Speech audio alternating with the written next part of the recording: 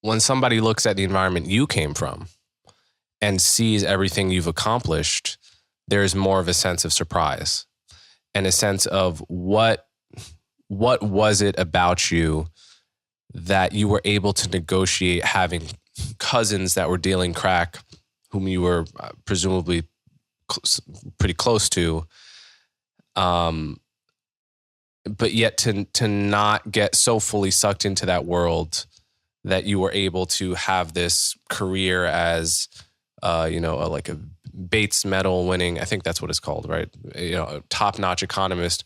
What is it? So how are you able to negotiate that environment, which so many people get sucked into, and come out of it with this illustrious career? I don't know, Coleman. By not reading sociology books that, say stuff like disadvantaged, I don't know. We never thought of ourselves as disadvantaged. I mean, I never thought of myself as lesser than anyone. And in terms of the navigation, it turns out that having cousins who cook up a lot of rocks and distribute them gives you some air cover when it comes to other things.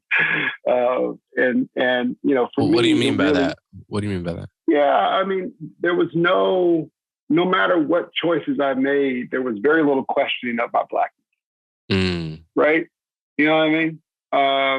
And so I wasn't interested in Shakespeare whatsoever, but if I had been, right, like my sense is people would have been like, oh, he ain't black, he likes Shakespeare. I mean, it's kind of hard not to say that given the conditions I was being raised in.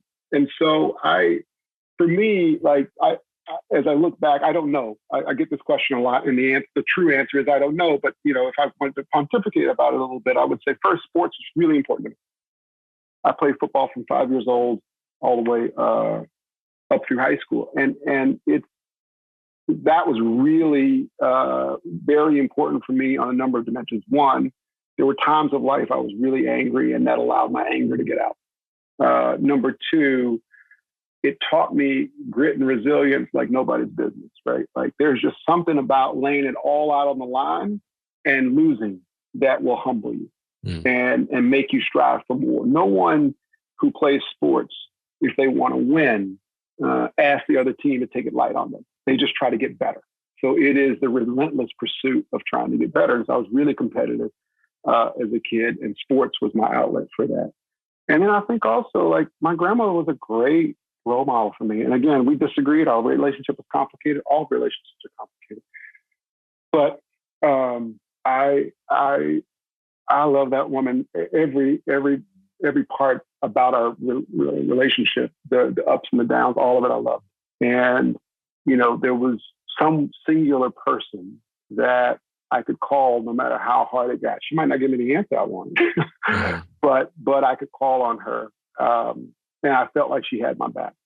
And the third thing I alluded to before, which is I never felt any rumors of or felt any sense of inferiority to any other racial group, right? Mm-hmm. Like my grandmother used to do this crazy thing that whenever she saw a white person doing something that wasn't perfect, it could be that they stumbled off of a curb. It could be that they danced, but she didn't like the way they were dancing. It could be that they got a simple question wrong, but in an innocent way. It didn't matter what mistake it was.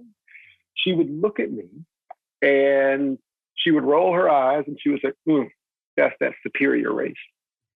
And so I grew up like not feeling sorry for white people, but like just thinking that they weren't quite fast enough on the football field. They couldn't really dance that well. They weren't that interesting. They weren't funny. And so even though we grew up in a very kind of blue collar, you said your mom's from the hood in Brooklyn. There's not really hoods like that in the South. It's not really the way it works, but in a blue collar Black neighborhood where my grandmother lived, there was just no sense that I thought we could do anything, right? I never in my entire childhood did I say we're poor, right? Like I just grew up because of success in the football field, feeling like I could do anything. And yes, I sucked in class and didn't really take school very seriously. Maybe I had a 2.2 in high school or something, but that was because I didn't try in my own head. It was because I didn't try, not because I was inferior and couldn't. that make sense? Yeah, it does. I mean, I feel the same way in that I never remember a moment at any point as a kid where I felt less than because I was Black. I always felt I could be as smart or as good as anyone. And any hit, so much so that it felt like the rhetoric of Black is beautiful and Black excellence and all of that, it all felt actually unnecessary to me because I took it so much for granted. Which is ultimately where, and I saw when people would say those things, a little part of me thought maybe they're saying it because at some level they're afraid it's not true. They don't always believe it. They're saying it. It's an aspirational truth. But for me, it was a lived truth my whole childhood. Yeah, I feel the same way you do. I would say that I didn't quite get to that last piece of the aspirational. I'm you're a deeper brother than me, I guess, but I didn't get to that piece. But I just always felt like it was unnecessary. But lots of things people said that were unnecessary, right? Like, so I just felt like whatever. It's just clutter in the world. But I never, and it's why I have such deep love for Black people, because I just grew up in this area where, I went to a Black church, I hung out in my grandmother's neighborhood. It was just deep love for folks and their potential and obviously their outcomes from people who grew up in Daytona Beach, Florida, don't look good, right? The data don't look good.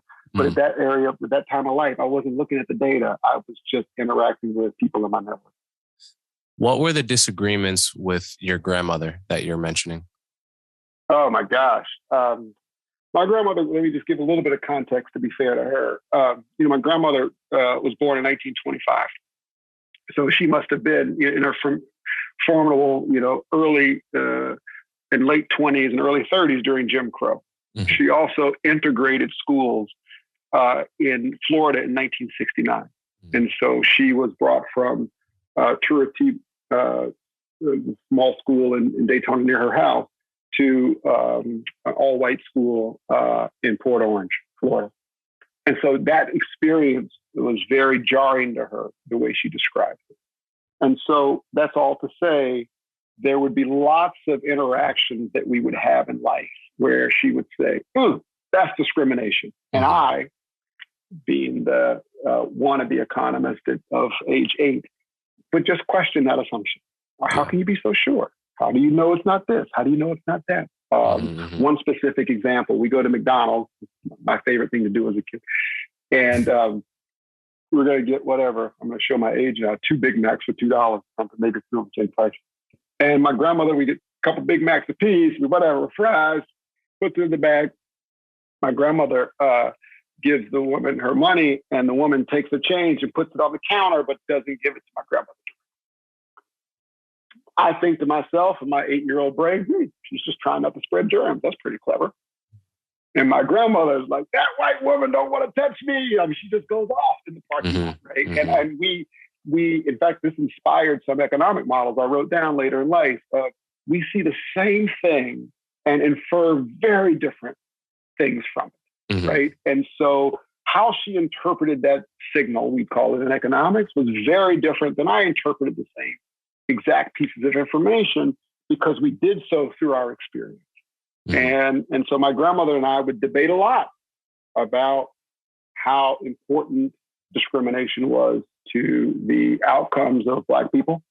And it wasn't, or any social issues. We literally, on her couch with her plastic slip covers, we would sit there for hours and debate, what I now know as labor markets, police, education, crime, everything you can imagine. My grandmother, of course, had real views on, and through her experience. And I mostly listened, but would debate back whenever I had something halfway interesting to say. Yeah, that's interesting. That's very similar to my experience talking to my paternal grandmother about these issues. She was born in the 30s and grew up in the DC area, which was segregated. And like your grandmother, I've always found she is really quick to jump to the discrimination interpretation of any interaction with a white person. And like also would want to issue the caveat, like, I love this woman deeply. I love her so much. And I'm so happy to like talk to her and be around her. And I've always found it kind of like funny and endearing that she does this, and also something that makes perfect sense given her life experience.